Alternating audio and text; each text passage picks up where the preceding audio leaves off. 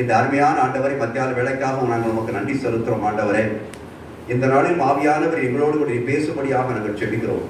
எத்தனையோ பலவீனங்கள் தாக்கினாலும் உங்களுடைய பலத்தினாலே ஆண்டவரை எங்களை பலப்படுத்தி கொண்டிருக்கிறேன். அதற்காக உமக்கு ஸ்தோத்திரம். தொடர்ந்து தேவனாய கர்த்தருடைய வல்லமுடைய வார்த்தையினாலே ஆண்டவரை ஜனங்கள் மத்தியில் ஆவியானவர் பேசும்படியாக நாங்கள் செபிக்கிறோம். உங்களுடைய கருத்தில் ஒப்புக் கொடுக்கிறோம். பிதாவாகிய தேவனே, குமாரன் இயேசு கிறிஸ்துவே, பரிசுத்த ஆவியானவரை நீங்க ஆண்டு கொள்ளுங்க. ஜனங்களுடைய இருதயங்களை உங்களை நோக்கி ஆண்டவரை பார்க்க கிருபை செய்யுங்க. இயேசுவின் நாமத்தில் ஜெபிக்கிறோம் பிதாவே, ஆமென். அல்லேலூயா. பிரைஸ். வாசிக்கலாம் எபேசியர் 4ஆம் அதிகாரம் 32ஆம் வசனம். ஒருவருக்கொருவர் தயவாயும் மன உருக்கமாயும் இருந்து கிறிஸ்துவுக்குள் தேவன் உங்களுக்கு மன்னித்தது போல நீங்களும் ஒருவருக்கொருவர் மன்னியுங்கள்.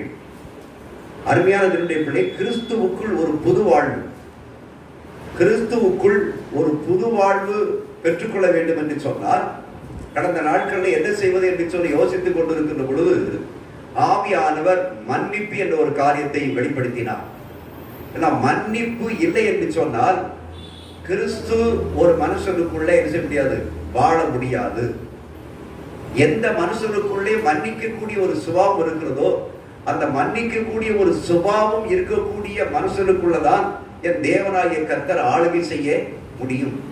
ஏன்னு சொன்னால் அங்கே பார்க்கிறோம், கிறிஸ்துவுக்குள் தேவன் உங்களுக்கு மன்னித்தது போல்.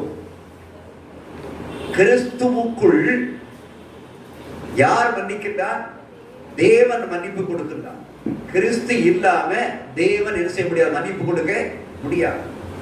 அதான் மனுஷருக்கும் தேவனுக்கும் மத்தியஸ்தராக இருக்கக்கூடிய ஆண்டவராக இயேசு கிறிஸ்து என்பவர். அல்லேலூயா. அப்போ நமக்கும் தேவனுக்கும் இடையிலே மத்தியஸ்தராக இருக்கக்கூடிய ஆண்டவராக இயேசு கிறிஸ்து தான். அந்த பாவ மன்னிப்பை கொடுக்க வேண்டும் என்றால் இயேசு கிறிஸ்து இல்லாமல் பிதாவாகிய தேவன் பாவ மன்னிப்பை என்ன செய்ய முடியாது, கொடுக்க முடியாது.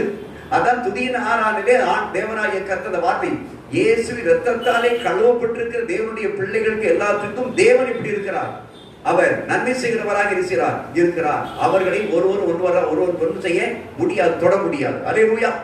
ஆகிய அருமையான தேவனுடைய பிள்ளையே, கிறிஸ்துவுக்குள் தேவன் மன்னிப்பு கொடுக்கிறவராக இருக்கிறார். ஆகிய ஒரு மனுஷன் ஒரு புது வாழ்வு வாழ வேண்டும் என்று சொன்னால், ஒரு புதிய வாழ்க்கை செய்யப்பட வேண்டும் என்றால், அதான் சொல்லுவாங்க, கிறிஸ்துவுக்குள் இருக்கிறோம் அப்படிங்கிறான், புது சிருஷ்டியா இருக்கிறான்.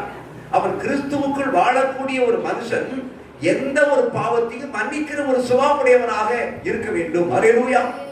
ஐயா, நான் கிறிஸ்துவுக்குள் வாழ்ந்து கொண்டிருக்கிறேன் என்று சொல்லி நாம் சொல்லுகிற இந்த விஷயத்துல நமக்குள்ளே காணப்படக்கூடிய ஒன்று என்று சொன்னால், எனக்கு எதிராக எது நடந்தாலும் சரி அதை மன்னிப்பதற்கு நான் எப்படி இருக்கிறேன், ஆயத்தமாக இருக்கிறேன்.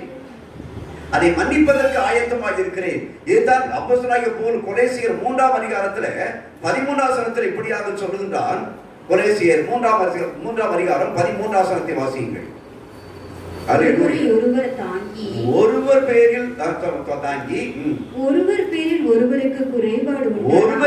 ஒருவருக்கு குறைபாடு உண்டானால் கிறிஸ்து உங்களுக்கு மன்னித்தது போல ஒருவருக்கொருவர் மன்னியுங்கள். ஐயா, ஒருவர் பேரில் அவன் அதை விட கொஞ்சம் ஒரு ஆணித்தரமா கொஞ்சம் மேல வந்து சொல்றான், உள்ளான சொல்றான், கர்த்தர் சொல்றான், ஒருவர் பேரில் ஒருவருக்கு குறைபாடு உண்டானால். 2 பேர் இருக்கிறாங்க, 2 பேருக்கு இடையில என்ன ஏற்படுது, குறைபாடு ஏற்படுது. குறைவு என்ன குறைவு ஏற்படுது, அவன் எனக்கு பிடிக்கல, இவன் எனக்கு என்ன செய்யல பிடிக்கல, அவங்க எனக்கு விரோதமா இந்த காரியத்தை செஞ்சிட்டாங்க, அவங்க எனக்கு விரோதமா இந்த வார்த்தையை பேசிட்டாங்க, இந்த ஒரு குறைபாடு. இப்படிப்பட்ட இந்த குறைபாடு இருக்கிறதே, இந்த குறைபாடு இருக்கின்ற பொழுதுதான் அவன் சொல்லுகின்றான், இப்படி ஒரு குறைபாடு உண்டானால் கிறிஸ்து உங்களுக்கு மன்னித்தது போல. நம்முடைய வாழ்க்கையில ஆண்டவராய் இயேசு கிறிஸ்து நம்முடைய பாவங்களை மன்னிக்காவிட்டால் நாம் யாருடைய வந்திருக்க முடியாது, தேவன் அண்டைக்கு என்ன செய்ய முடியாது, வந்திருக்க முடியாது. நாம் தேவனுடைய அண்டையிலே தேவ சமூகத்திலே வந்து நிற்கிறோம் என்று சொன்னால் அதற்கு ஒரே ஒரு காரணம், கிறிஸ்துவானவர் ஆண்டவராய் இயேசு கிறிஸ்து என் பாவத்தை என்ன மன்னித்து இருக்கிறார். அப்ப மன்னித்து இருக்கிறதுனால நான் தேவ சமூகத்திலே வந்திருக்கிறேன் என்பது உண்மை என்று சொன்னால், அருமையான தேவனுடைய பிள்ளையே, அந்த தேவாதி தேவன் தான் சொல்லுகிற வார்த்தை சொல்லுது, கிறிஸ்து உங்களுக்கு மன்னித்தது போல நாமும் ஒருவருக்கொருவர் என்ன செய்ய வேண்டும், மன்னிக்கிறவர்களா இருக்க வேண்டும். ஒருவருக்கொருவர் யாருக்கு குறைபாடு இருக்கிறதோ, யாருக்கு யார் பேச்சுவார்த்தை இல்லாமல் இருக்கிறதோ, யாருக்கு யாரு பலவிதமான முரட்டாட்டங்கள் இருக்கிறதோ, யாருக்கு யார் எப்படிப்பட்ட ஒரு சூழ்நிலை, அவன் எனக்கு வேண்டாம் இவன் எனக்கு வேண்டாம் சொன்னதுக்கான அப்படிப்பட்ட சூழ்நிலை இடைவெளி குறைபாடு இருக்கிறதோ, இந்த குறைபாடுகளை தேவனாகிய கர்த்தருக்குள்ளாக நாம் ஒருவருக்கு ஒருவர் மன்னிக்கிறதாக செய்ய வேண்டும், காணப்பட வேண்டும். அப்படிப்பட்ட ஒரு மன்னிப்பை தேவனாகிய கர்த்தர் இந்த கடைசி நாட்கள் எதிர்பார்த்திருக்கிறார். அந்த மன்னிப்பு ஒன்றுதான் நம்மளை எங்க கொண்டு சேர்க்கும்? பரலோகத்திற்கு கொண்டு சேர்க்கும். அல்லேலூயா. அது யாரா இருந்தா எனக்கு என்னையா, நான் எங்க போனோம்? பரலோகத்துக்கு போனோம். மன்னிக்கிறதுனால என்ன நஷ்டமாய் போது? ஒரு நஷ்டமும் கிடையாது. அவ்வளவுதான். அவன் எனக்கு எதிராக செய்த பாவத்தை நான் நினைச்சேன், மன்னிச்சிருந்தேன். அவள் எனக்கு எதிராக செயல்பட்ட காரியங்களை நினைச்சேன், நான் மன்னிச்சிருந்தேன். ஆண்டவர் உமக்கும்பாக அந்த மன்னிப்பை பரவமா கொடுத்துட்டேன். அதனால அவங்ககிட்ட போய் அவங்க மடியில போய் கொஞ்சம் விளையாட்டு கிடக்கணும் அவசியம் கிடையாது. அவங்களை பார்க்க நேரத்தில் நம்ம இதயத்தில் எதுவும் வரக்கூடாது, வெறுப்பு வரக்கூடாது, வெறுப்பு வரக்கூடாது, கசப்பு வரக்கூடாது. அந்த வெறுப்பு கசப்பு வந்துச்சுன்னு சொன்னா இன்னும் என்ன செய்யற? மன்னிக்கப்படவில்லை என்றுதான் அர்த்தம். அல்லேலூயா. ஐயா, மன்னிச்சாச்சுன்னு சொன்னா எப்படி நம்முடைய பாவங்களை ஆண்டவரை இயேசு கிறிஸ்து மன்னித்தார் என்று சொன்னால் அந்த பரிபூர்ணமான அந்த பாவத்திலிருந்து விடுதலை, அவன் பரிபூர்ணமான அந்த பாவத்திலிருந்து விடுதலை கிடைச்சதுனாலதான் யாரோடு சேர முடியுது? தேவனோடு என்ன சேர முடியுது. அப்ப தேவனுக்கும் நமக்கும் இடையில் இருக்கக்கூடிய பிரிவு எனது பாவம், ஒரு குறைவு. இந்த குறைவை நீக்குவதுதான் யார் வந்தார்? இயேசு வந்தார்.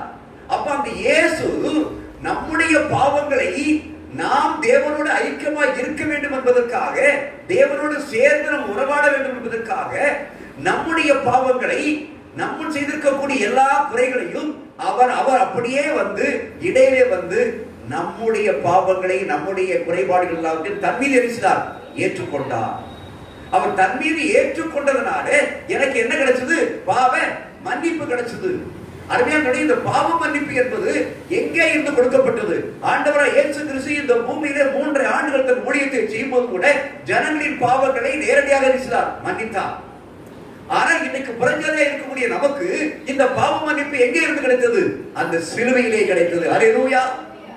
அவர் இயேசு கிறிஸ்து சிலுவைக்கு போகாவிட்டால் நமக்கு மன்னிப்பு கிடைத்திருக்க முடியாது. ஏன்னு சொன்னால் ஆண்டவராய் இயேசு கிறிஸ்து அந்த சிலுவையிலே, கல்வாரி சிலுவையிலே தொங்கிக் கொண்டிருக்கின்ற பொழுது அவர் கடைசியாக சொன்ன வார்த்தை இருந்து, பிதாவே இவர்களுக்கு மன்னியும், அவள் தாங்கள் செய்வது இன்னது என்று அறியாமல் இருக்கிறார்கள், செய்து கொண்டிருக்கிறார்கள், அதனால இவர்களுடைய பாவங்களை செய்யும் மன்னியும் என்று சொல்லி நமக்காக தேவனிடத்திலே சிலுவையிலே இரத்தத்தை சிந்தி பரிந்து பேசினவர் நம்முடைய ஆண்டவராய் இயேசு கிறிஸ்து. அல்லேலூயா. இந்த எண்ணங்கள், இந்த சிந்தனைகள் காணப்பட வேண்டும். என்னுடைய பாவங்களுக்காக, நான் செய்த பாவங்களுக்காக, நான் மற்றவர்களுக்கு எதிராக செய்த குறைபாடுகளுக்காக என் இயேசு கல்வாரி சிலுவையிலே தொங்கிக் கொண்டு ஜீவனை விடுவதற்கு முன்பாகவே இவர்களுடைய பாவங்களை மன்னியும் என்று சொல்லி அவர் தேவனிடத்திலே கெஞ்சி கேட்டதனாலே நம்முடைய பாவங்கள் மன்னிக்கப்பட்டது என்பது உண்மை என்று சொன்னால், அதே பாவ மன்னிப்பை மற்றவர்களுக்கு கொடுக்க வேண்டிய நம்முடைய அவசியமாக இருக்கிறது. அல்லேலூயா. நாம் மன்னிப்பு வழங்க வேண்டும். நமக்கு எதிராக எந்த காரியத்தை யார் செய்திருந்தாலும் சரி, நம்முடைய தேவன் மன்னிக்கிற ஒரு தேவனாய் இருக்கிறார். நம்முடைய தேவன் எப்படிப்பட்ட தேவன்? மன்னிக்கிற தேவன். நீ எனக்கு இதை செய்தாதான் நான் மன்னிப்பேன்னு சொல்லக்கூடிய தேவன் அல்ல. அவர் இரக்கம் உள்ளவராக, மனதுருக்கமுடையவராக, இலவசமாக செய்யக்கூடிய தேவனாய் இருக்கிறார். நாம் ஒன்றை மட்டும் அவர் கேட்கிறார், உன் இருதயத்தை எனக்கு தருவாயா? உன் இருதயம் தான் எனக்கு வேணும். என்றால் அந்த இருதயம் தான் மகா கேடுள்ளதும் திருக்குறதமாய் இருக்கிறது. அங்கேதான் பலவிதமான சிந்தனைகள் உருவாகி உன்னை பாவத்திற்கு தள்ளிவிடுகிறது. இந்த இருதயத்தை நீ எனக்கு கொடுப்பேன்னு சொன்னா நான் அந்த இடத்துல வந்து எரிச்சுவேன். உன்னை ஆளுகை செய்யணும்னு சொன்னா நீ யாருக்கு எதிராகவோ உனக்கு எதிராகவோ எத்தனை பாவம் அத்தனை பாவங்களுக்கும் நான் உனக்கு பரிகாரியாக இருக்கிறேன். அல்லேலூயா. அருமையானவர்களே, அவர்தான் அந்த ஆண்டவராய் இயேசு கிறிஸ்து தான் இன்றைக்கு நமக்கு எல்லாவற்றுக்கும் விடுதலை கொடுக்கக்கூடிய ஒரு தேவனாக, நம்முடைய பாவத்தை மன்னிக்கிற ஒரு தேவனாக இருக்கிறார். இதை நீங்கள் பார்ப்பீர்கள் என்று சொன்னால் சங்கீதம் 130 நீங்கள் திருப்பீர்கள் என்று சொன்னால் சங்கீதம் 130 4வது வசனத்தை வாசிக்கிறோம். அல்லேலூயா, பிரைஸ் தி லார்ட். உமக்கு பயப்படும்படிக்கு உம்மிடத்தில் மன்னிப்பு உண்டு. ஐயா, அங்க சங்கீதக்காரன் சொல்லுகிறான், உமக்கு பயப்படும்படிக்கு உம்மிடத்தில் இருந்து. ஐயா, தேவனிடத்தில் என்ன இருக்கிறது? மன்னிப்பு இருக்கிறது. என்ன மன்னிப்பு? நமக்கு விரோதமாக செய்திருக்கக்கூடிய மன்னிப்பு காரியம் மட்டுமல்ல, நாம் தேவனுக்கு விரோதமாக செய்திருக்கக்கூடிய காரியங்கள், நாம் தேவனுக்கு விரோதமாக எத்தனை காரியங்களை செய்திருக்கிறோம். தேவனுக்கு விரோதமா ஒண்ணு செய்யலையே, நான் மனுஷனுக்கு விரோதமாக செஞ்சிருக்கிறேன். இல்ல, நான் மனுஷனுக்கு விரோதமாக செஞ்சிருக்க அத்தனை காரியங்கள் யாருக்கு விரோதமா தான்? தேவனுக்கு விரோதமாக. ஆக தேவனுக்கு விரோதமாக செய்திருக்கூடிய எல்லா விதமான பாவங்களுக்கும் தேவனாகிய கர்த்தர் இருக்கிறார், மன்னிப்பு கொடுக்கிறவராக இருக்கிறார். அதான் சொல்றான், உமக்கு பயப்படும்படிக்கு உம்மிடத்திலிருந்து மன்னிப்பு உண்டு. அல்லேலூயா. ஐயா, தேவனுக்கு பயந்து அவருக்கு முன்பாக போகிற ஒவ்வொரு தேவனுடைய பிள்ளைகளுக்கும் தேவனாகிய என்ன செய்கிறார்? மன்னிப்பு செய்கிறவராக இருக்கிறார். அதே அங்கே சங்கீதத்தில் நோட் பண்ணிக்கிறதை பார்க்கிறோம். அது மட்டுமல்ல, அந்த தேவன் நீங்க தானியேல் 9ஆம் அதிகாரத்தை திருப்பி என்று சொன்னால், அந்த தானியேல் 9ஆம் அதிகாரம் 10ஆம் வசனத்திலே அல்லேலூயா பிரைஸ் தி லார்ட். அங்கே எங்கள் தேவனாகிய ஆண்டவரிடத்தில் இரக்கங்களும் மன்னிப்புகளும் உண்டு. அல்லேலூயா. அங்க சொல்லுகிற வார்த்தையை பாருங்க, எங்கள் தேவனாகிய ஆண்டவரிடத்திலே என்ன உண்டு? இரக்கங்களும் உண்டு, மன்னிப்பும் உண்டு. என் தேவன் மன்னிக்கிற தேவன் ஐயா. இந்த பூமியில எந்த ஒரு தெய்வமும் மன்னிக்கிற தெய்வம் இல்ல, பழி வாங்கக்கூடிய தெய்வம். ஆனால் என் ஆண்டவராய் இயேசு கிறிஸ்து இருக்கிறாரே, அவரை அனுப்பின பிதாவாகிய தேவன் இருக்கிறாரே, இவர் மன்னிக்கக்கூடிய தேவன். எவ்வளவு பெரிய பாவத்தை செய்திருந்தாலும் சரி, எவ்வளவு பெரிய அக்கிரமத்தை செய்திருந்தாலும் சரி, தேவனுக்கு விரோதமா அவருக்கு விரோதமாகவே பயங்கரமான காரியங்களை செய்திருந்தாலும் சரி, ஆனால் அதையும் மன்னிக்கக்கூடிய தேவன் யார் தான்? என் ஆண்டவராகிய இயேசு கிறிஸ்து. அல்லேலூயா.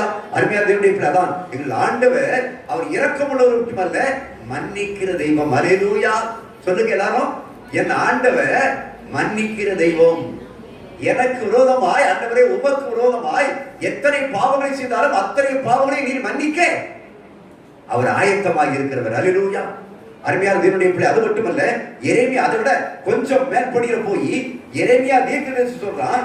எரேமியா 5ஆம் அதிகாரம், அல்லேலூயா, அந்த 5ஆம் அதிகாரத்தில் முதல் வசனத்தை வாசியுங்கள். நியாயம் செய்கிற மனுஷனை கண்டு கண்டுபிடிப்பீர்களோ என்றும் சத்தியத்தை தேடுகிறவன் உண்டோ என்றும் எருசலேமின் தெருக்களிலே திரிந்து பார்த்து விசாரித்து அதன் வீதிகளிலே தேடுங்கள் காண்பீர்களானால் அதற்கு மன்னிப்பு அப்படின்னா என்ன அர்த்தம்? ஒருவர் இல்ல, அவர் சொல்லுகிறார், நியாயம் செய்கிற மனுஷனை கண்டுபிடிப்பீர்களோ? நியாயம் செய்கிற மனுஷன் ஒருவரும் இல்லை. சத்தியத்தை தேடுகிறவன் உண்டோ? சத்தியமாக தேவனுடைய வசனத்தை உண்மையை தேடுகிறவன் உண்டோ? ஒருவனும் இல்லை. எருசலேமின் தெருக்களிலே திரிந்து பாருங்கள். எருசலேம் இருக்கிறது, எருசலேமின் தெருக்களை சுற்றி பாரு, தேடி கண்டுபிடிச்சு பாரு, பார்த்து விசாரிச்சு பாரு. அந்த வீதிகளில் தேடுங்கள், காண்பீர்களானால் அதற்கு மன்னிப்பு தருவேன். அல்லேலூயா. அப்ப மன்னிப்பு தருவேன், அவர் மன்னிக்கக்கூடிய தேவனாய் இருக்கிறார். அல்லேலூயா. என் தேவன் மன்னிக்கக்கூடிய தேவனாய் இருக்கிறார். ஆனா இந்த பூமியில ஒருவரும் நியாயம் செய்கிற ஒருவரும் இல்லை. இந்த பூமியில நியாயம் செய்கிற ஒருவர் இல்ல, சத்தியத்தை பேசுகிற ஒருவர் இல்ல, சத்தியத்தை தேடுகிற ஒருவரும் இல்லை. ஆனா என் தேவனாகிய கர்த்தர் ஆண்டவராய் இயேசு கிறிஸ்து என்னைக்கு சிலுவைக்கு போனாரோ, அந்த சிலுவையிலே சிந்திய இரத்தத்தினாலே நமக்கு பாவ மன்னிப்பை கொடுத்த தேவன் அவரிடத்திலே சேரும்படியாக செய்திருக்கிறார். அல்லேலூயா. நான் சொன்னேன், அவருக்கும் நமக்கு தேவனுக்கும் பிதாவாகிய தேவனுக்கும் நமக்கு இருக்கக்கூடிய பிரிவினை இது பாவம் தான். அந்த பாவத்தை நாம் மன்னிப்போம் என்று சொன்னால், அந்த பாவத்தினுடைய சுவர் உடைக்கப்படும் என்று சொன்னால், அந்த பாவத்தினுடைய சிறை கிழிக்கப்படும் என்று சொன்னால், நாம் யாரோடு சேர முடியும்? தேவனோடு சேர முடியும். அல்லேலூயா. அதான் ஆண்டவராய் இயேசு கிறிஸ்துவை சிலுவையில் அடிக்கப்பட்டோடனே தேவாலயத்தினுடைய திரைச்சீலை இரண்டாக கிழித்தது. ஏன்? அது வரைக்கும் உள்ள யாரும் செய்ய முடியாது, போக முடியாது. என்னைக்கு சிலுவையில் அடிக்கப்பட்ட ஆண்டவராய் இயேசு கிறிஸ்து சிலுவையில் அடிக்கப்பட்டாரோ, அடிக்கப்பட்ட அன்றைய நேரத்திலேயே அந்த தேவாலயத்தினுடைய திரைச்சீலை இரண்டாக கிழித்தது என்று சொன்னால், இப்பொழுது எல்லா தேவனுடைய பிள்ளைகளை எங்கே சேரலாம்? அங்கே உள்ளே சேரலாம், பிரகாரத்திலே பேச முடியும், போக முடியும், பிதாவாகிய தேவனிடத்திலே போக முடியும். அல்லேலூயா. அருமையான தேவனுடைய பிள்ளையே, ஆகியால் நமக்கும் பிதாவுக்கும் இடையிலே காணப்படக்கூடிய ஒரு தடுப்பு சுவர், இந்த உலகத்திலே காணப்படக்கூடிய இந்த பாவம் இருக்கிறது, இந்த பாவச்சுவரை வெட்டி எரிச வேண்டும், உடைத்து எறிய வேண்டும். அதற்கு ஒன்றே ஒன்று, பிதாவே என் பாவங்களை மன்னியும் என்பது மட்டுமல்ல, மற்றவர்களுக்கு நாம் மன்னிக்கக்கூடிய ஒரு சுபாவத்தினுடையவர்களாக இருக்க வேண்டும், காணப்பட வேண்டும். அல்லேலூயா. Praise the Lord. இதை நீங்கள் வாசிப்பீர்கள் என்று சொன்னால் லூக்கா 23ஆம் அதிகாரம் 34ஆம் வசனத்தை வாசியுங்கள். அல்லேலூயா. பிதாவே இவர்களுக்கு மன்னியும், தாங்கள் செய்கிறது இன்னதென்று இன்னதென்று அறியாதிருக்கிறார்களே என்றார். ஐயா, தாங்கள் செய்கிறது இன்னதென்று இருக்கிறார்கள், அறியாது இருக்கிறார்கள். ஐயா, தாங்க என்ன செய்யறோம் அப்படிங்கிறத அறியாது இருக்கிறார்கள். அறியாது இருக்கிறதுனால இவங்களுடைய பாவனை செய்ய மன்னிங்க அப்படின்னு சொல்லி என் ஆண்டவராய் இயேசு கிறிஸ்து அங்கே மன்றாடுகிற ஒரு காரியத்தை பார்க்கிறோம். ஐயா, மற்றவர்கள் நமக்கு எதிராக செய்த காரியங்களோடு நாம் தேவனுக்கு எதிராக செய்யக்கூடிய நம்முடைய பாவம் இருக்கிறதே, முரட்டாட்டம் இருக்கிறதே, இதை நாங்கள் எண்ணி ஒப்பிட்டு பார்ப்போம் என்று சொன்னால் அதுக்கு மன்னிப்பதற்கு நமக்கு அது அருகதையே இல்லாத ஒரு மனுஷனாக மாறிவிடுவோம். அதுவே நன்றாக கவனித்துக் கொள்ள வேண்டும். மற்றவர்கள் நமக்கு எதிராக செய்த காரியங்களோடு மற்றவர்கள் நமக்கு எதிராக செய்த பாவ காரியங்களோடு தேவனுக்கு எதிராக நாம் செய்யக்கூடிய காரியங்கள். நமக்கு எதிராக ஒரு மனுஷன் ஒரு காரியத்தை செஞ்சிட்டான்னா நமக்கு என்ன வருது? ஒரு ஆக்ரோஷம் வந்துருது, நமக்கு கோபம் வந்துருது, ஒரு பெரிய பிரச்சனை சந்திக்க வந்துருதோம். எப்படி இப்படி காரியத்தை செய்யலாம், பேசலாம் சொல்லி. ஆனால் இதற்கு மேலாக நாம் ஒப்பிட்டு பார்க்க வேண்டும், சிந்தித்து பார்க்க வேண்டும். தேவனுக்கு விரோதமாக நாம் செய்யக்கூடிய முரட்டாட்டுத்தனங்கள் இருக்கிறது, தேவனுக்கு விரோதமாக செய்யக்கூடிய காரியங்கள், இது தேவனுக்கு விரோதமாகதானா என்று சிந்தித்து பார்க்க வேண்டும். நாம் உட்கார்ந்து இருக்கிற பொழுது நம்முடைய சிந்தனையிலே எத்தனை சிந்தனைகள் வருகிறது? இந்த சிந்தனைகள்லாம் தேவனுக்கு பிரியமான சிந்தனை இருக்கின்றதா? இல்லை என்றால் நமக்கு பிடிக்காத ஒரு மனுஷனை குறித்து மற்றொரு பேசுகிறோமே, அதையெல்லாம் தேவனுக்கு பிரியமானதா இருக்கிறதா? அதான் தேவனாய் கர்த்தர் சொல்றார், இது எல்லாம் நீ ஏன் பிள்ளையா இருந்துகிட்டு நீ பேசுறதெல்லாம் யாருக்கு விரோதமா பேசிக்கிட்டு இருக்கிற? எனக்கு விரோதமா பேசிக்கிட்டு இருக்கிற. மற்ற மனுஷன் நமக்கு விரோதமாய் செய்யக்கூடிய காரியத்தை விட நாம் தேவனுக்கு விரோதமாக செய்யக்கூடிய காரியம் இருக்கிறதே அதிகமாக இருக்கிறது. அப்ப அந்த காரியத்தையே என் தேவனாய கர்த்தர் இருக்கிறார், மன்னிக்கிறார் என்று சொன்னால், அதை விட லகுவாக இருக்கக்கூடிய உனக்கு எதிராக செய்யக்கூடிய ஒரு மனுஷனுடைய காரியம் இருக்கிறதே, அது அதை விட லகுவாக இருப்பதனாலே நீ அதை மன்னித்தே செய்ய வேண்டும், ஆக வேண்டும் என்று சொல்லி பரிசுத்த வேதாகமம் சொல்கிறது. அருமையான தேவனுடைய பிள்ளையே, அயல அந்த பாவங்கள், அந்த காரியங்களை அந்த உணர வேண்டும். ஹல்லேலூயா. நம்முடைய பாவங்களுக்காக கிறிஸ்து மரித்ததன் மூலமாக மட்டுமே நாம் பாவ மன்னிப்பை பெற்றிருக்கிறோம். இயேசு கிறிஸ்து சிலுவைக்கு போல நமக்கு என்ன கிடையாது? மன்னிப்பே கிடையாது. அப்ப இயேசு கிறிஸ்து சிலுவையில போய் மரித்ததனாலே யாருக்காக மரித்திருக்கிறார்? எனக்காக மரித்திருக்கிறார், என்னுடைய பாவங்களுக்காக மரித்திருக்கிறார். என்னுடைய பாவங்களை இருந்து நான் மன்னிப்பை பெறுவதற்காக மன்னித்திருக்கிறார். இந்த மன்னிப்பு நிமித்தம் இப்படிப்பட்ட ஒரு பெரிய காரியங்களில் தேவநாயகத்தை சிலுவைக்கு போய் மறித்ததனாலே எனக்கு விடுதலை கிடைக்கும், பாவ மன்னிப்பு கிடைத்திருக்கும் என்று சொன்னால், அருமையான தேவனுடைய பிள்ளையே, நான் ஏன் மற்றவருடைய பாவங்களை மன்னிக்க கூடாது? அதான் பேதுரு கேட்கிறான், ஒரு கேள்வியை கேட்கிறான். அல்லேலூயா, பிரைஸ் தி லார்ட். அருமையான தேவனுடைய பிள்ளை, மத்தேயு சுவிசேஷம் 18ஆம் அதிகாரத்தை நீங்கள் திருப்புங்கள். மத்தேயு சுவிசேஷம் 18ஆம் அதிகாரத்தில் 21, 22 வாசிங்க. அப்பொழுது பேதுரு அவரிடத்தில் வந்து, ஆண்டவரே, என் சகோதரன் எனக்கு விரோதமாய் குற்றம் செய்து வந்தால் நான் எத்தனை தரம் மன்னிக்க வேண்டும்? 7 தரம் மட்டுமோ என்று கேட்டான். அதற்கு இயேசு 7 தரம் மாத்திரமல்ல 7 தரம் மட்டும் என்று உனக்கு சொல்லுகிறேன். அல்லேலூயா.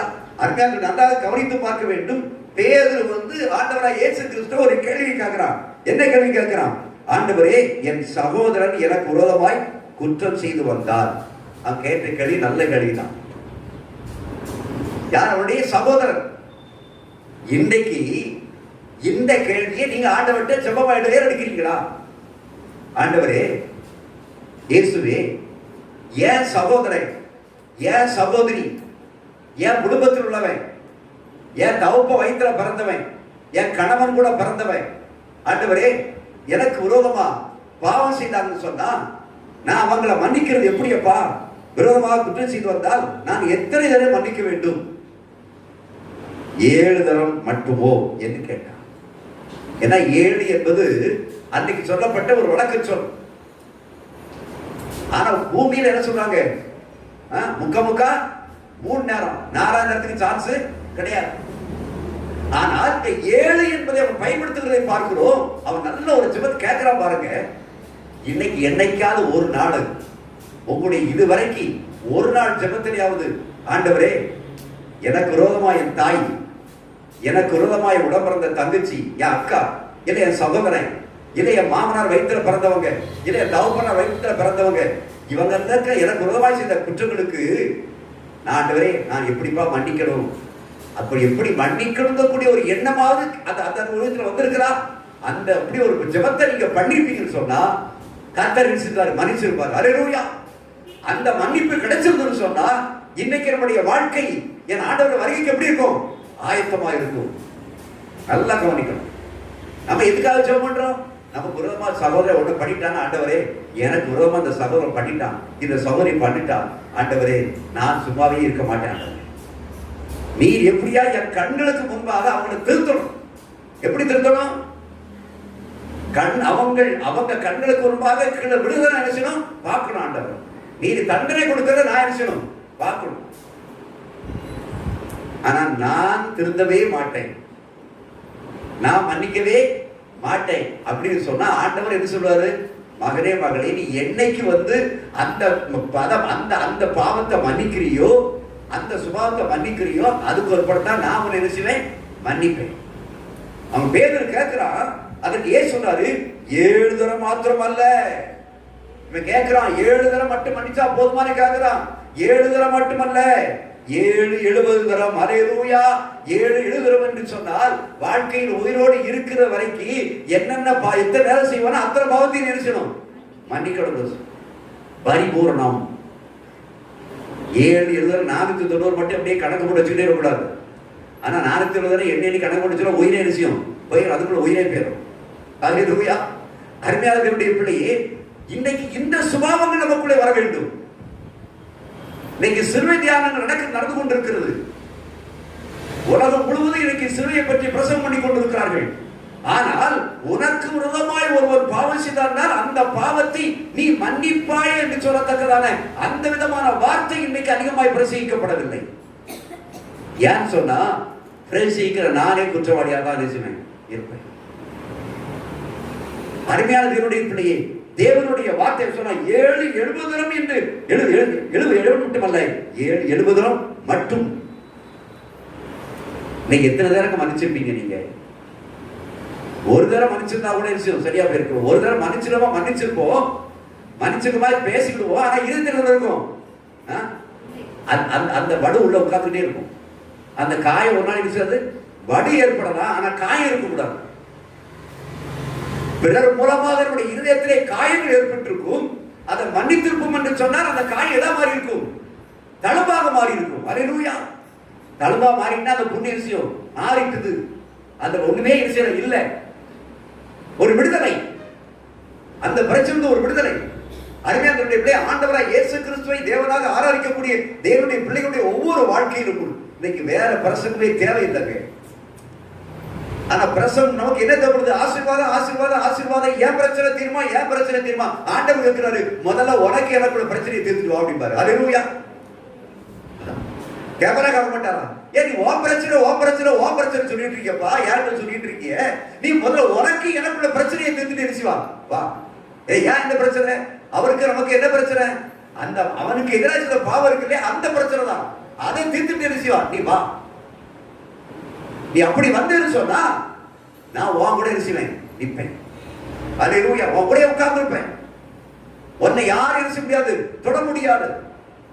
நான் உன்னை விட்டு விலகவும் மாட்டேன், உன்னை கைவிடவும் மாட்டேன். அப்ப தேவனாய கர்த்தர் வாக்குத்தத்தத்தை கொடுத்தவர், உன்னை விட்டு விலகவும் மாட்டேன், உன்னை கைவிடவும் மாட்டேன் என்று சொல்லியிருக்கிறாரே.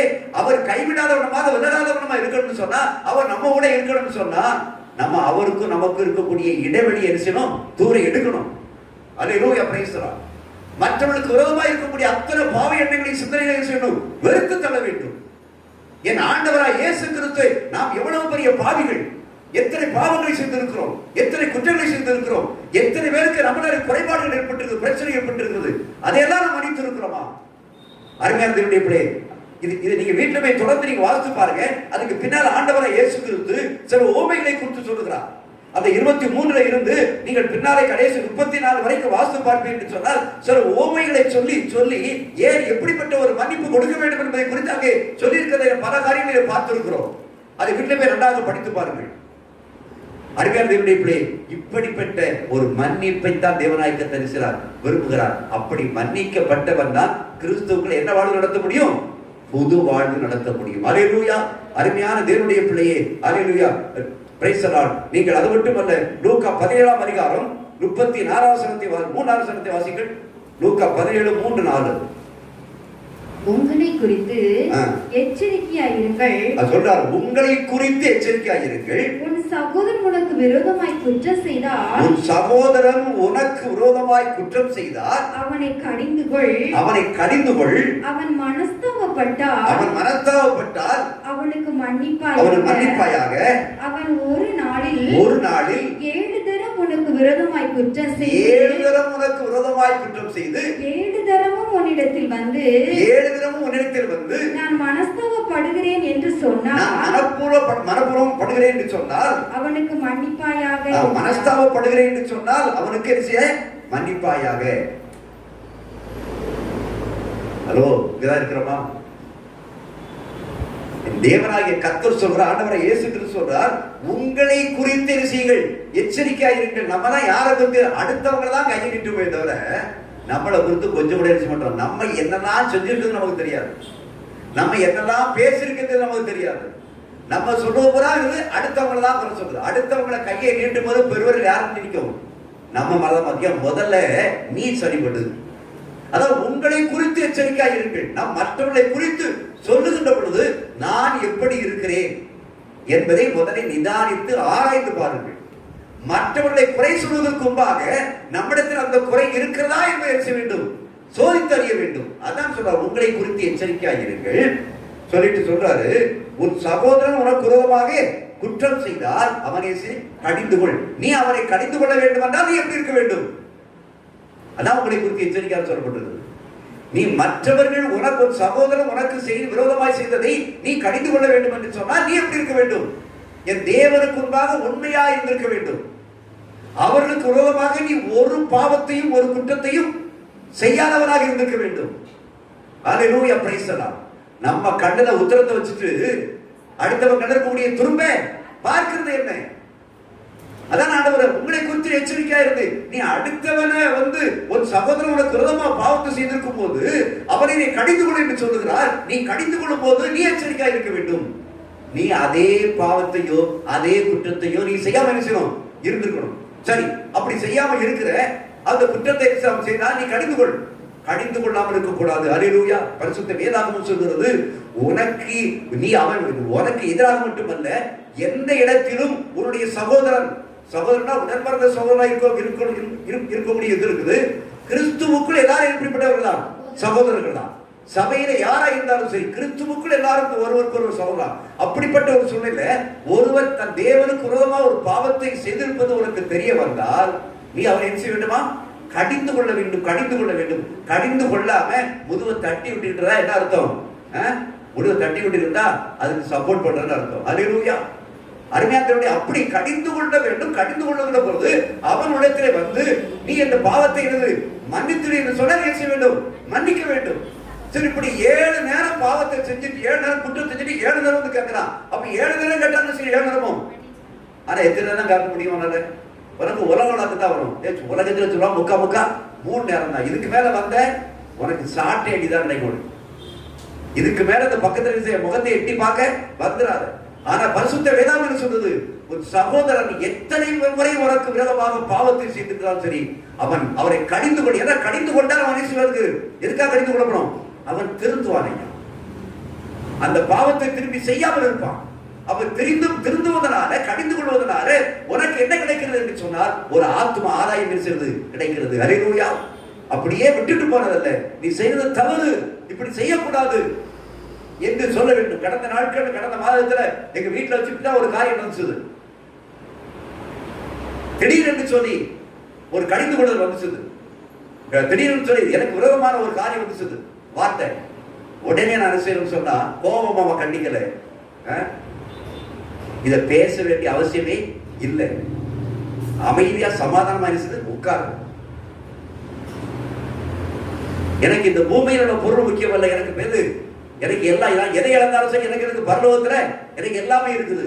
ஆனால் அதை பற்றி நான் கவலைப்பட போறதே இல்லை. நான் இலவசமாவே தரேன், இலவசமாவே கொண்டு போ என்று சொன்னால் கடிந்து கொள்ளாமல் இருப்ப, கடிந்து கொண்டு அதுக்கப்புறம் இந்த வார்த்தைகளை பேசுறதுக்கு அப்புறம் அது வந்திருந்த மனுஷன் எப்படி இருக்கிறார் தெரியுமா?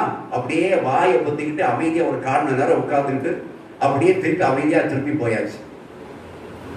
ஏன் சொல்றது சொன்னா, கடிந்து கொள்ள வேண்டிய விஷயத்துல கடிந்து கொண்டே ஆக வேண்டும். ஆனா கடிந்து கொள்ளும் போது என்ன செய்யாத, அவரை வெறுக்காத, கோபப்படாத, கோபப்பட்டு வெறுக்கிறாத. அந்த கடிந்து கொண்டு அந்த மனுஷனை செய்ய வேண்டும், தேவனுக்காக ஆயத்தப்படுத்த வேண்டும். ஏன்னா உன்னுடைய நடவடிக்கை யார் பார்க்கிறா? கர்த்தர் பார்க்கிறார். அல்லேலூயா, பிரைஸ் தி லார்ட். ஆகையால் அருமையான தேவனுடைய பிள்ளையே, இந்த அளவுக்கு நாம் எந்த அளவுக்கு மற்றவர்களை மன்னிக்கிறோமோ அந்த அளவுக்கு மட்டுமே நம்முடைய பாவங்கள் தேவனால் மன்னிக்கப்படும். கரங்களை தட்டி கர்த்தரை ஸ்தோத்திரிப்போம். அல்லேலூயா. எந்த அளவுக்கு இந்த பூமியில உனக்கு எதிராக இருக்கக்கூடிய எந்த மனுஷனாக இருந்தாலும் சரி, அந்த பாவங்களை நீங்கள் மன்னிப்பீர்கள் என்று சொன்னால், அந்த மன்னிக்கின்ற பொழுது எந்த அளவுக்கு மன்னித்தீர்களோ அந்த அளவுக்கு தான் உங்களுடைய பாவங்கள் நம்முடைய பாவங்கள் மன்னிக்கப்படும். அல்லேலூயா. 2 பாவத்தை மட்டும் நீங்க மன்னிச்சிருக்கீங்கன்னு சொன்னா, 2 குற்றத்தை மட்டும் மன்னிச்சிருக்கீங்கன்னு சொன்னா, உங்களுக்கு ஆண்டவர் எத்தனை குற்றம் மன்னிப்பாரு? 2 தான் மன்னிச்சிருப்பாரு. இப்ப நீங்களே தற்போது சொல்லி சரிங்களா, உங்களுக்குள்ள நீங்களே சொல்லலாம், எத்தனை பாவங்கள் எனக்கு மன்னிக்கப்பட்டிருக்கு, தேவனிடத்தில் எத்தனை பாவங்கள் மன்னிக்கப்பட்டிருக்கு என்பதை நீங்களே கால்குலேஷன் பண்ணி போட்டுக்கலாம். எதை வச்சு? உங்களுக்கு விரோதமாக இருக்கக்கூடிய உங்கள் சகோதரனோ சகோதரியே இல்ல ஊர்ல யாருக்கு விரோதமாக எத்தனை பாவங்களை நீங்க மன்னிச்சிருக்கீங்களோ அத்தனை பாவங்கள் தான் பரலோகத்தில் உங்களுக்கு கிடைச்சிருக்கு, மன்னிச்சிருக்கு. அப்போ பாவத்து பட்டியல உங்க பேர், நம்ம பேர் விஷயம் அங்க இருக்கும். இங்க ஆடுவோம், பாடுவோம், துதிப்போம், ஆனா அந்த மன்னிப்பு பட்டியல் விஷயம் இருக்காது. அங்கேயும் பட்டியல பாவ மன்னிப்பு பட்டியல நிறைய அட்டவணை விஷயம். எதை மன்னிக்கும் போது மன்னிக்க ஆண்டவர் இருந்துவாரு, டிக் பண்ணிட்டே வந்துடுவார், அழிச்சுக்கிட்டே வருவாரு. அடேசில ஒண்ணுமே இல்லாம இருக்கணும். அல்லேலூயா. ஆண்டவருடைய வருகை நாட்கள்ல ஒண்ணுமே இல்லாம இருந்தா மட்டும்தான் நாம் கிறிஸ்துவுக்குள்ள என்ன வாழ முடியும்? புது வாழ்வு வாழ முடியும். அல்லேலூயா, அல்லேலூயா. அருமையான தேவனுடைய பிள்ளையே, எந்த அளவுக்கு நாம் மற்றவருடைய பாவங்களை மன்னிக்கிறோமோ அந்த அளவுக்கு மட்டுமே நம்முடைய பாவங்கள் தேவனால் மன்னிக்கப்படும். ஏன்னா மத்தேயு எழுதின சுவிசேஷம் 6ஆம் அதிகாரத்துல ஆண்டவராகிய இயேசு கிறிஸ்து சொல்லுகிறார். மத்தேயு எழுதின சுவிசேஷம் 6ஆம் அதிகாரம் 14வது வசனத்தை வாசியுங்கள். மனுஷனுடைய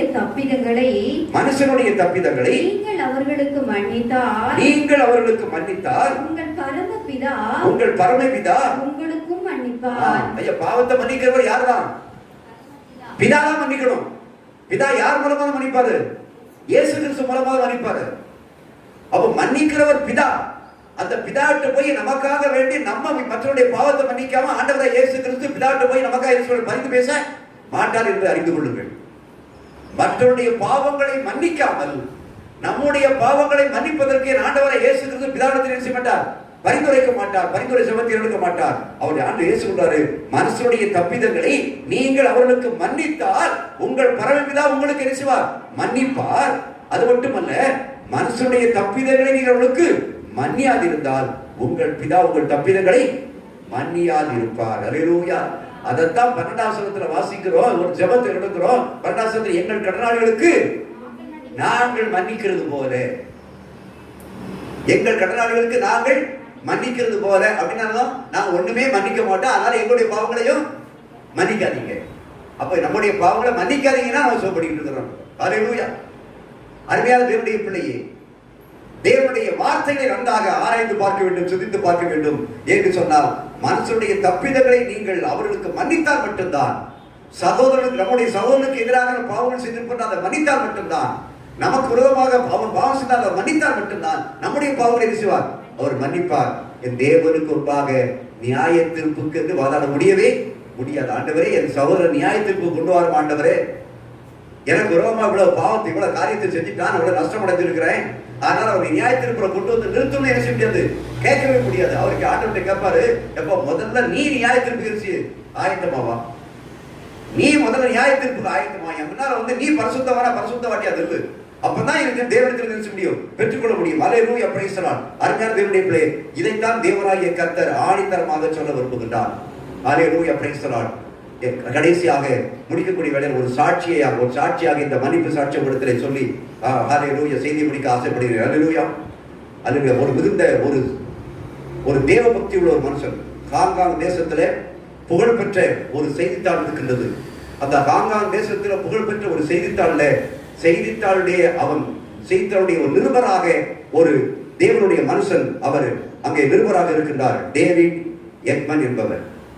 டேவிட் எக்மன் என்பவர் அங்கே ஒரு தலை சிறந்த ஒரு பத்திரிகை.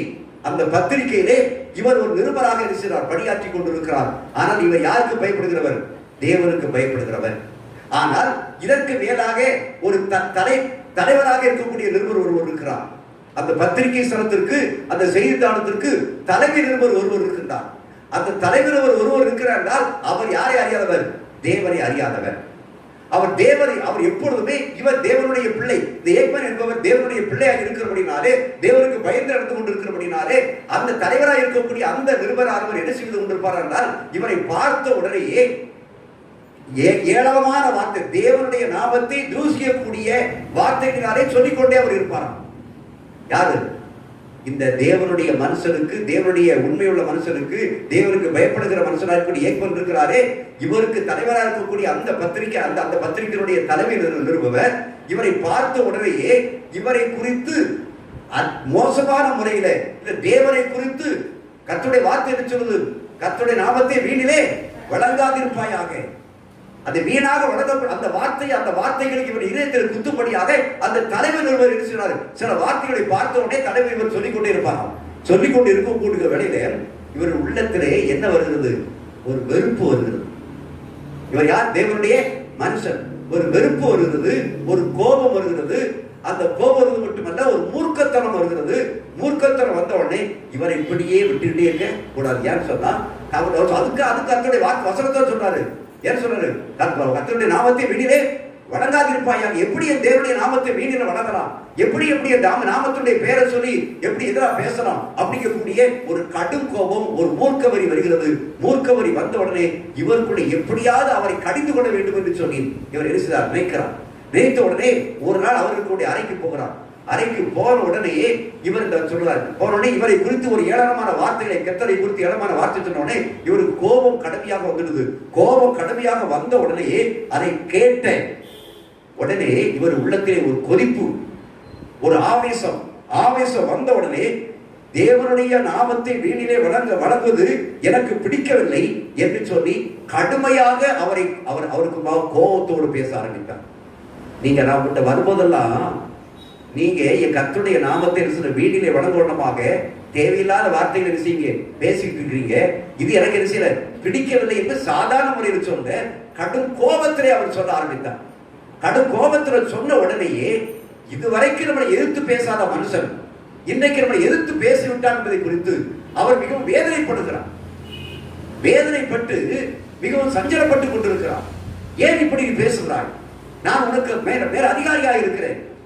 நீ எனக்கு கீழே வேலை பார்த்துக்கிட்டு இருக்கிற, எப்படி என்னை எதிர்த்து என்ன செய்யலாம்? நீ பேசலாம் என்று சொல்லி அவர்களுக்குள்ளே மன வருத்தம் உண்டாகிவிட்டது. ஆனால் இவருக்கு என்ன சந்தோஷம்? இன்றைக்கு எப்படியாவது ஒரு வார்த்தையை சொல்லி இருந்துட்டோம், மடக்கிட்டோம். அவரை மடக்கியாச்சு, எதிர்த்து கேட்டாச்சு. அப்படி இவருக்கு ஒரு சந்தோஷம், ஒரு களிப்பு, ஒரு மகிழ்ச்சி. ஆனா இந்த மகிழ்ச்சியோடு எங்கே வருகிறார்? வீட்டுக்கு வருகிறார். வீட்டுக்கு வந்து படுக்கையை படுத்திருக்கிற வேளையிலே அவருக்குள்ளே ஒரு மனசாட்சி ஒரு கிரியையை ஆரம்பிக்கின்றது. என்ன மனசாட்சி? இப்படி ஒரு மனுஷனுக்கு எதிராக நாம் தவறான வார்த்தைகளை பேசிவிட்டோமே, இந்த தவறான வார்த்தைகளை பேசினாலே அவர் என் மீது வருத்தப்பட்டுக் கொண்டிருப்பாரே, இனி அவரிடத்திலே பேசவும் முடியாது, அவரிடத்திலே வேலை செய்வதும் கஷ்டம். இனி அவர் சொன்னா இவன் உனக்கு நான் உதவியே செய்ய மாட்டேன் அப்படின்னு சொல்லி வந்துட்டார். ஒரு படுக்கையில இவர் இருக்கிற வேளையில மனசாட்சி பேசுற உடனே அவருடைய உள்ளத்தில் வரக்கூடிய ஒரு காரியம் என்று சொன்னார். அருமையானவருடைய பிள்ளையே, அவர் தேவனுக்கு முன்பாக நான் சாட்சி இழந்து விட்டேன். நான் தேவனுக்கு முன்பாக சாட்சியாய் வாழ முடியவில்லையே. நான் எவ்வளவுதான் ஆண்டவருடைய பிள்ளையாக உண்மை உத்தமமாக இருந்தாலும் சரி, இன்னைக்கு ஒரு மேல் அதிகாரிக்கு முன்பாக ஒரு கோபப்படக்கூடிய அளவில், அவர் வருத்தப்படக்கூடிய அளவில், அவர் இதயத்தில் பாரத்தை ஏற்படக்கூடிய வித்தியாசமான வார்த்தைகளை பேசி கோபப்பட்டு அவர் எவ்வளவு மனசு கஷ்டப்படுவாரு. இது நான் தேவனுக்கு முன்பாக சில சாட்சியா வாழ முடியாமல் போய்விடுமோ என்ற ஒரு மனசாட்சியிலே இவர் படுத்திருக்கிறார். ரம்யாதனுடைய பிள்ளைகளே, ஆனால் அவருடைய இருதயம் பேசிக்கொண்டே இருக்கிறது. என்ன சொல்றது? நாளைய தினத்துல நீ போய் அந்த மனுஷங்கிட்ட நீ என்ன பேசணும். இவர் மறுநாள் போகிறார். போய் அந்த மனுஷனுடைய பேசுகிறார். என்ன பேசுகிறார்? ஐயா உமக்கு எங்களுக்கும் பேச்சு சில இல்ல, உமக்கு எமக்கும் உறவையில் தொடர்ந்து போச்சு, இதற்கு நீங்க காரணம் இல்ல, நான் தான் காரணம். ஏன் நான் தான் காரணம்? அந்த அதிகாரி எடுத்து பேசுறவர் யார்? இவர் தான் அதிகாரியை எடுத்து கோபப்பட செய்தவர். இப்ப அதே அதிகாரிட்ட பேசினா, ஐயா நீங்க எனக்கு உங்களுக்கு எனக்கு உறவு முறிஞ்சு போச்சு, நம்ம ரெண்டு பேருக்கும் பேச்சு செய்யல இல்ல, இதற்கெல்லாம் காரணம் எது? நான் தான் காரணம். அதனால என்ன நீங்க என்ன செய்யுங்க, மன்னிச்சிருங்க. இந்த வார்த்தையை சொன்ன உடனேயே அவர் அதிர்ச்சி அடைந்து விட்டார்.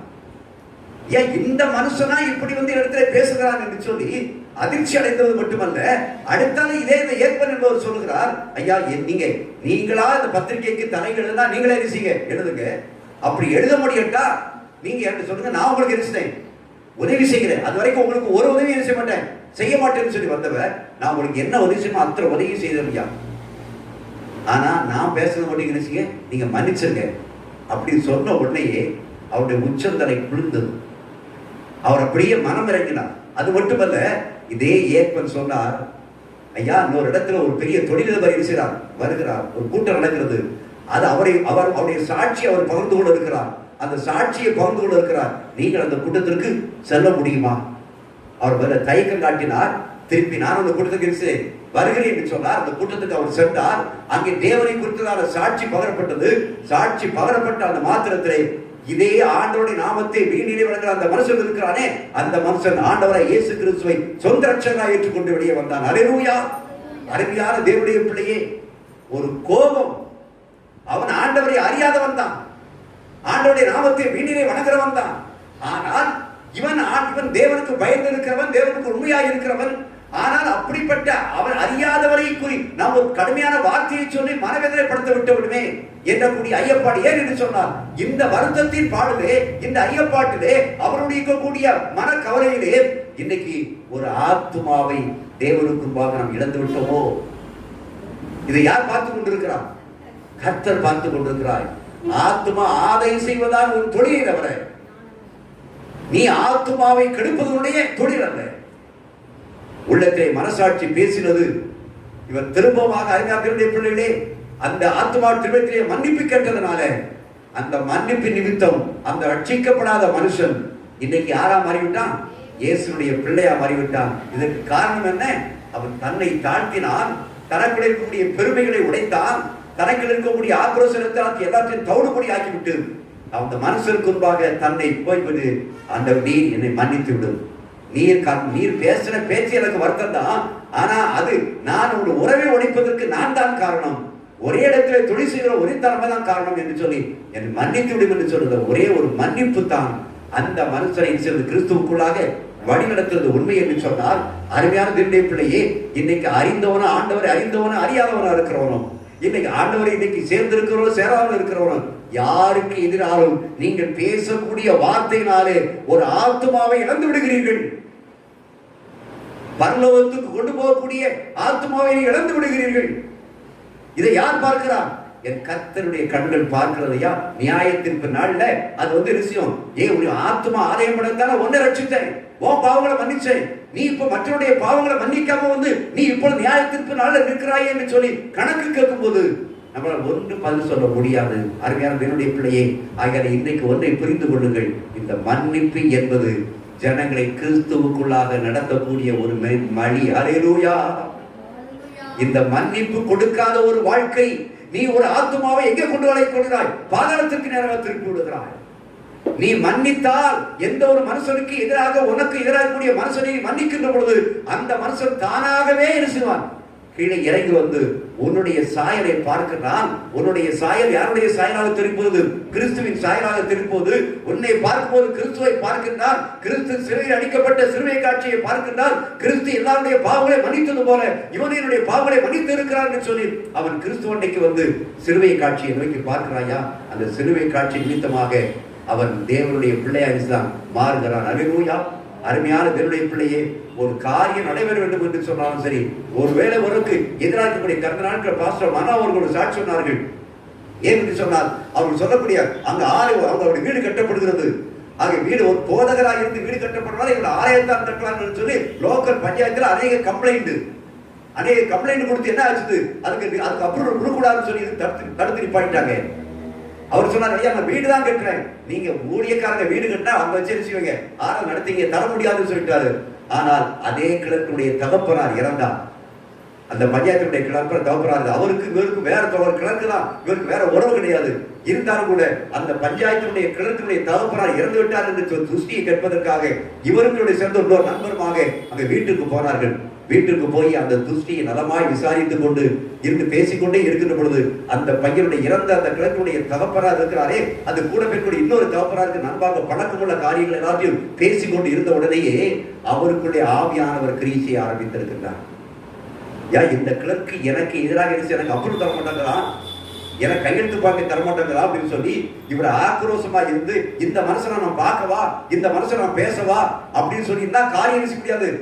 அதை ஒன்றும் இவர் மனதிலே படுத்தவில்லை.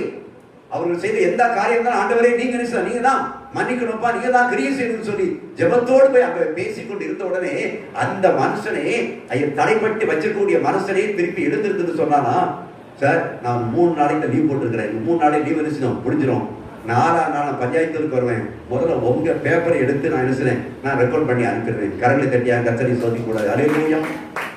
ஐயா, தேவனுக்கு முன்பாக நாம் மேன்மை பாராட்டி என்பது ஒன்று இருக்கின்றது. ஆனால் அதே நேரத்தில் எந்த ஒரு மனுஷன் இருக்கிறோ அவனை நாம் தேவனுடைய நம்முடைய காரியத்தை சாதிப்பதற்காக தேவ ஆவியானவர் கிரியை செய்ய வேண்டும் என்று சொன்னால், தேவ ஆவியானவர் பேச வேண்டும் என்று சொன்னால், நீ அந்த மனுஷனுடைய சுபாவத்தை இணைத்து எடுத்துப்பட வேண்டும். ஆனா நமக்கு என்ன வரும், நான் எத்தனை முறையே நடந்தாச்சு, எத்தனை முறையே சொல்லாச்சு, இவன் ஒரு கிழக்கையா, இவன் ஒரு மனுஷனா, இவன் இருக்கிற வரைக்கும் ஒன்னே செய்ய முடியாது. நோ நோ, என் தேவனால் கூடாத காரியம் ஒன்றுமில்லை. அருமையான தேவனுடைய பிள்ளை அப்படியே முழங்கால் பண்ணிடுவோம். அல்லேலூயா, பிரைஸ் தி லார்ட். இன்றைக்கும் தேவனாகிய கர்த்தர் உங்களோடு பேசி இருக்கிறார்.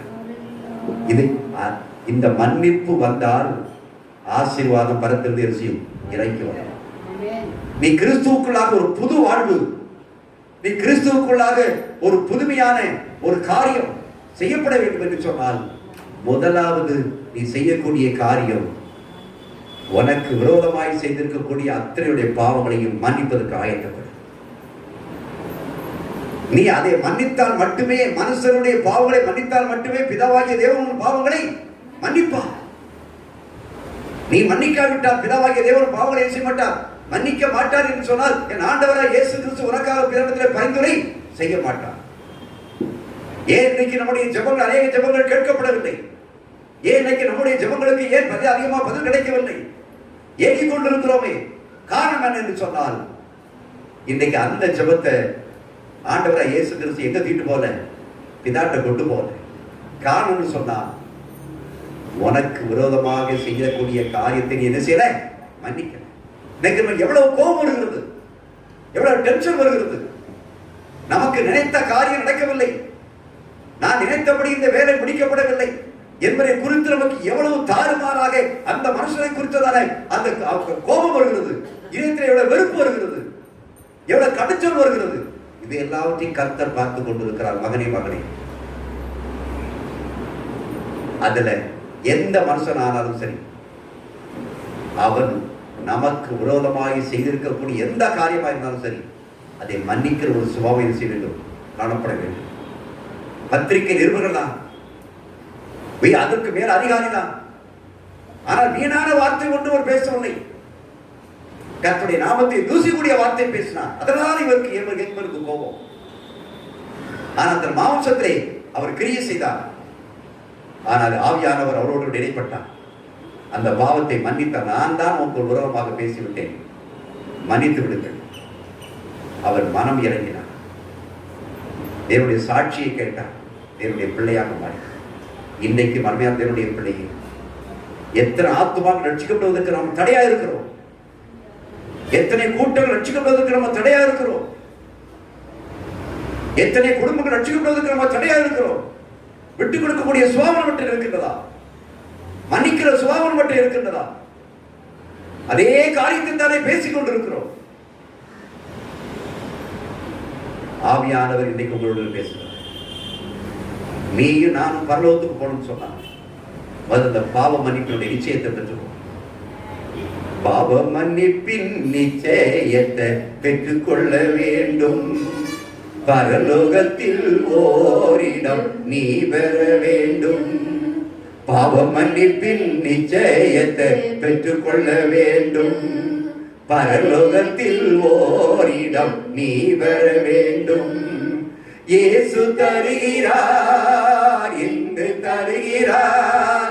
இயேசு தருகிறார், இன்று தருகிறார். அதற்காகத்தான் சிலுவையிலே அதற்காகத்தான் சிலுவையிலே ரத்தம் சிந்திவிட்டார். பாவம் மன்னிப்பின் நிச்சயத்தை பெற்றுக்கொள்ள வேண்டும். பரலோகத்தில் ஓரிடம் நீ வர வேண்டும். பாவம் மன்னிப்பின் நிச்சயத்தை பெற்றுக்கொள்ள வேண்டும். பரலோகத்தில் ஓரிடம் நீ வர வேண்டும். அல்லேலூயா. உம்மை துதிக்கிறோம் ஆண்டவரே, உம்மை துதிக்கிறோம். எங்கள் அன்பு தெய்வமே, நாங்கள் இந்த பூமியிலே வாழக்கூடிய நாட்கள்ல பாவம் மன்னிப்பின் நிச்சயத்தை நாங்கள் பெற்றுக்கொண்டவர்களாக உங்களுடைய சமூகத்திலே வர நீர் எங்களுக்கு கிருபை செய்யும்படியாக நாங்கள் ஜெபிக்கிறோம் கர்த்தாவே. கர்த்தாவே ஆண்டவரை கிறிஸ்துவுக்குள் உங்கள் உங்கள் மன்னித்தது போல நீங்கள் ஒருவருக்கொருவர் பாவங்களை மன்னியுங்கள். நீங்கள் பிறருடைய பாவங்களை சகோடைய பாவங்களை மன்னித்தால் மட்டுமே பிதாவாகிய தேவனுடைய பாவங்களை மன்னிப்பார். நீங்கள் மன்னியாதிருந்தால் பிதாவாகிய தேவனுடைய பாவங்களை மன்னியாதிருப்பார். அருமையா தேவனுடைய பிள்ளையே, தேவனுடைய சமூகத்தில் விட்டு கொடுப்பாயா? என் அன்பின் தகப்பனே, இந்த அருமையான வேளையில் கூட ஆவியானவர் நீங்க பேசுறீங்க, அதுக்காக சோத்திரம். நாங்கள் எல்லாவற்றிலும் குறைவுள்ளவர்களாக வந்து நிற்கிறோம் ஆண்டவரே. நாங்கள் எங்களுக்கு எதிரான எல்லா சூழ்நிலையும் பாவத்தை மன்னிக்காமல் ஆண்டவர் சமூகத்திலே வந்து ஆண்டவரே நாங்கள் வேதனோடு நிற்கிறோம் ஆண்டவரே. இன்றைக்கு ஒவ்வொரு பிள்ளைகளும் ஆண்டவரே திரும்பி போகின்ற வேளையில நான் யார் யாருக்கு விரோதமான எனக்கு விரோதமாக யாரெல்லாம் இந்த குற்றச்சாட்டு இருக்கிறாரோ அவருடைய பாவங்கள் எல்லாம் மன்னிக்கிறேன் என்று சொல்லி விடுவிலை கதறி அழுது ஆண்டவரை பாவ மன்னிப்பை பெற்றுக் கொள்கிறவர்களாய் காணப்பட எங்களுக்கு அனுக்கிரகம் பண்ணும்படியாக நாங்கள் சொல்லிக்கிறோம். உமக்குள்ளாக ஒரு புதிய வாழ்க்கை வேண்டுமே, ஒரு புதிய வாழ்வு வாழ வேண்டுமே, பரலோக மேன்மையை நான் காண வேண்டுமே. நான் மற்றவர்கள் ஆண்டவரே பரலோகத்துக்கு வருவதற்கு நான் ஒரு தடைகளாக இருக்கக்கூடாதப்பா. எனக்கு எதிராக எந்த காரியத்தை செய்தாலும் சரி அவர்களுடைய வெறுப்பு கசப்புகளை எல்லாம் விட்டு கர்த்தாவே அவருடைய மன்னித்து ஆண்டவரே அவர்களையும் ஆண்டவரே உங்களுடைய பரலோகராஜ்யத்தின் பிள்ளைகளாய் கொண்டு வர எனக்கு அனுக்கிரகம் பண்ணும்படியாக நாங்கள் செபிக்கிறோம். சபையாரை உங்களுடைய கரத்தில் ஒப்புக் கொடுக்கிறேன். உங்களுடைய பிரசன்ன மகிமை பிள்ளைகளை ஆண்டு கொள்ளட்டும். அந்த மன்னிப்பு ஒரு பெரிய ஆசீர்வாதமாய் பிள்ளைகளுக்கு மாறட்டும் ஆண்டவரே. அந்த மன்னிப்பு ஆண்டவரை பரலோகத்திலே கொண்டு சேர்க்கட்டும் ஆண்டவரே. அதற்காக உங்களுக்கு நன்றி செலுத்தும். நீ தேவன் ஒவ்வொருவருக்கும் உணர்வுள்ள ஆவியை கொடுக்கிறீர். அந்த உணர்வுள்ள ஆவிகளை கொடுத்து நீங்க ஆசீர்வதிக்கப்படுவதற்காக உங்களுக்கு சோத்திரம். தேவனுடைய கரங்கள் கூட இருக்கட்டும். ஆசீர்வதியும் இயேசுவின் நாமத்தில் ஜெபிக்கிறோம் பிதாவே.